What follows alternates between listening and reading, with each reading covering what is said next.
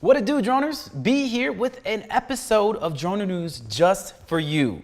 We have some medical drones, of course some racing drones, and a lot of other fun stuff. So as always, let's just jump right into it. Coming up first, we have a medical drone use. I love good drone uses. We have Vayu Inc. and Stony Brook University, both American companies and university. They're teaming up to be able to take stool and blood samples from remote villages in Madagascar to labs, giving them access to healthcare. There's a lot of people in the world that don't have roads that are easily accessible to get to places that have healthcare. And that's what these two companies are coming together to be able to help fix. Unlike companies like Zipline, which we've talked about before, they're not just delivering medical supplies, they're also taking back those samples so that they can be tested and know that the communities are in fact getting and continuing to be healthy. And the drone itself is really cool with fixed wings, and it takes off straight in the air with the quadcopter abilities. I'm a big fan of it. I think it's a good thing. I love seeing this kind of stuff. Coming in at number 2, we have drones helping people again. Why not? I love this kind of stuff. There's a German company that is making a Lifeguard drone that they just did the first demonstration of. And the idea of a Lifeguard drone, at first to me I was like, there's no way a drone could pull someone out of the water. But of course that's not what they're gonna do. These drones are flying over people and they're dropping the Lifeguard devices that a Lifeguard swims out to you and allowing people to be able to grab onto it and have a flotation device while we find another way to help save them. But when you have a flotation device, you are basically saved. Now the idea here is that a drone can obviously get to you faster than a person swimming or having to fire up a whole Lifeguard boat and driving out to wherever you are. So this is saving time, it's becoming more efficient, and most likely saving lives. I want to keep an eye on this, and I love, as always, seeing drones helping people out. Coming in at number 3, we have a Google teleconference drone. Now this isn't actually a drone yet, but Google just recently submitted a patent to be able to make a teleconference drone. You're like, what is a teleconference drone? If you've ever seen the Jetsons before, you've seen like George Jetson getting yelled at by like a TV screen by like, his boss, like it's like comes up on his face and is like flying at him and while he's yelling. That's exactly what this is. This is a drone that moves around a room like you would move around a room while you're talking to somebody. So yeah, we already are in the Jetsons age in my opinion, because we can just be like, oh look, I can talk to my family members from the computer. But now that screen can fly and follow you around the room just as if they were there, which is hilarious, and I cannot wait to see this being used literally just like the Jetsons, because that junk is amazing.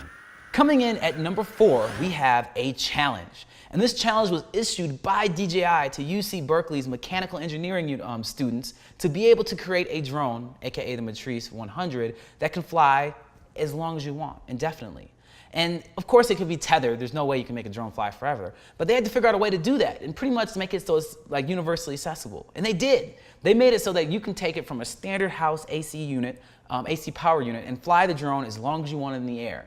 The applications for this are absolutely endless. If you think about it, you can have, if you have a party, man, the speakers aren't getting out the loudest stuff we want. Well, put the speaker on top of the drone, fly it over the house. The Wi-Fi signal isn't what we need it to be for as far as we need it to go because there's something happening and we need better Wi-Fi.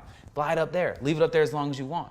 Oh, we need to monitor the house for this or that for this long period of time. A lot of things can happen with this, a lot of applications for it, and I think this is going to we're going to maybe start seeing drones flying indefinitely in certain areas where it's really hard to build poles to be able to hold things up that aren't super heavy. Either way, this is really cool, advancement of drone technology, and I feel like it's going to become part of our regular lives eventually. Coming in at number 5, we have Ford's DRONR. I don't know how to say that. DRONR. I don't know how to say it, but I'm bringing it up because it's really cool. What they did is they took 2 of the top first-person view drone racers, whose names I obviously remember, Luke Bannister and Brett Collins, and these guys flew drones for a Ford commercial. Why not? They pretty much put these guys in a warehouse and was like, yo, let's whatever we can figure out to do with some cool stuff with smoke from the tires of the Mustang and forklifts and, cool lights on the drones. And you're seeing a little of this now, but you really got to go to the website and check it out. Honestly, it's worth viewing. It's only like 2 minutes. For me, the indirect point that makes this really cool is that drone racers are being sponsored now. And not only sponsored by other drone companies and things like that, they're being sponsored by major corporations like Ford, which can help everything. ESPN just started broadcasting drone racing, and now you have drone racers being sponsored by companies like Ford. This is a huge step for drone racing, and it's just a really cool commercial. Check it out. Droners, Thank you again for tuning in and enjoying this awesome edition of DRONR News. I hope you learned something. I sure did. And if you want to learn more about these kind of drone things, you can go ahead and click right here because we have plenty of drone news for you whenever you want it. Or if you want to see me playing with drones, learning more about drones, and just telling you about some cool drones in general, we have stuff right about there that I like to rub. And you should just click there too. But more importantly than clicking over here, you want to click to the subscribe button because that allows me to continue to make the DRONR News and drone videos for you. And as always, stay fly.